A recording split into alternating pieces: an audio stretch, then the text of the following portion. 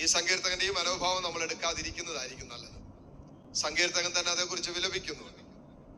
അടുത്ത വചനത്തിൽ വായിക്കാം, ഇങ്ങനെയാണ് എഴുതി വെച്ചിരിക്കുന്നത്: ഞാൻ ഒരിക്കലും കുലുങ്ങുകയില്ലെന്ന് എന്റെ ഐശ്വര്യകാലത്ത് ഞാൻ പറഞ്ഞു. എന്നിട്ട് പിന്നെ പറയാണ്, അങ്ങ് മുഖം മറച്ചപ്പോൾ ഞാൻ പരിഭ്രമിച്ചു പോയി. എന്റെ ഐശ്വര്യകാലത്തെ എല്ലാം ഉള്ളപ്പോഴേ, എല്ലാറ്റിന്റെ സമൃദ്ധി ഉള്ളപ്പോഴേ ഞാൻ പറഞ്ഞേ എന്തും വന്നോട്ടെ, ഞാൻ കുലുങ്ങുകയില്ല എന്ന് പറഞ്ഞു. എന്ന് പറഞ്ഞാൽ ചെറിയൊരു അഹങ്കാരം, എല്ലാം തികഞ്ഞവനുണ്ടാകുന്ന ഒരു അഹങ്കാരം ഉണ്ടല്ലോ, അതില്ലാത്തവനെ നോക്കിക്കൊണ്ട് നിനക്കൊക്കെ എന്നാ ഉണ്ടടാ ഈ അഹങ്കാരം. ഐശ്വര്യകാലത്ത് ഞാൻ പറഞ്ഞു ഞാൻ കുലുങ്ങുകയില്ലെന്ന്. എന്നിട്ട് കർത്താവ് മുഖം മറച്ചപ്പോ പരിഭ്രമിച്ചു പോയി. ഇതാണ് അനേകരുടെ അവസ്ഥ.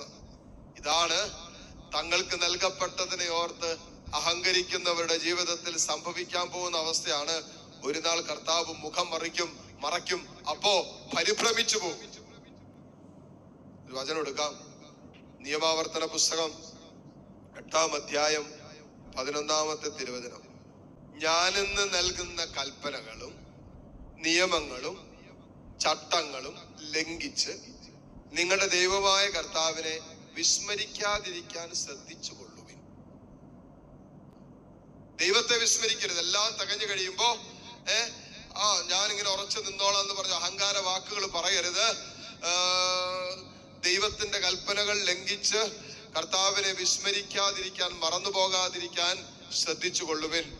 നിങ്ങൾ ഭക്ഷിച്ച് തൃപ്തരാകുകയും നല്ല വീടുകൾ പണിത് അവയിൽ താമസിക്കുകയും നിങ്ങളുടെ ആടുമാടുകൾ പെരുകുകയും വെള്ളിയും സ്വർണവും വർദ്ധിക്കുകയും മറ്റ് സകലത്തിനും സമൃദ്ധിയുണ്ടാവുകയും ചെയ്യുമ്പോൾ നിങ്ങൾ അഹങ്കരിക്കുകയും അടിമത്തത്തിന്റെ ഭവനമായ ഈജിപ്തിൽ നിന്നും നിങ്ങളെ കൊണ്ടുവന്ന നിങ്ങളുടെ ദൈവമായ കർത്താവിനെ വിസ്മരിക്കുകയും ചെയ്യാതിരിക്കാൻ ശ്രദ്ധിച്ചു കൊള്ളുവിൻ.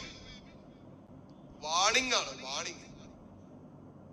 എല്ലാം തികഞ്ഞു കഴിയുമ്പോഴേ, സമ്പത്തൊക്കെ വർദ്ധിച്ചു കഴിയുമ്പോഴേ, സൗകര്യങ്ങളൊക്കെ വർദ്ധിച്ചു കഴിയുമ്പോഴേ ദൈവത്തെ മറക്കരുതെന്ന്.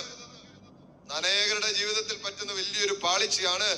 എല്ലാം തികഞ്ഞു കഴിയുമ്പോ പിന്നെ ദൈവം വേണ്ട, ദൈവത്തെ മറക്കുന്നൊരവസ്ഥ. ഒരു കണക്കിന് നോക്കിയാൽ ഞാനിപ്പോ പ്രാർത്ഥിക്കുന്നതിന്, തമ്പുരാനെ ജീവിതത്തിൽ നിന്ന് സഹനം മാറല്ലേ, വേദന മാറല്ലേ. എന്തേ? സഹനവും വേദനയൊക്കെ ഉള്ളത് കൊണ്ട് ഇപ്പൊ ദൈവത്തെ വിളിക്കുന്നു. ഐശ്വര്യകാലത്ത് തമ്പുരാനെ മറക്കരുത്. സഹനങ്ങളില് നമ്മൾ തനിയെ വേറെ ഒരു നിവൃത്തിയില്ലാതെ വരുമ്പോ തമ്പുരാന്റെ കാലെ പിടിക്കും.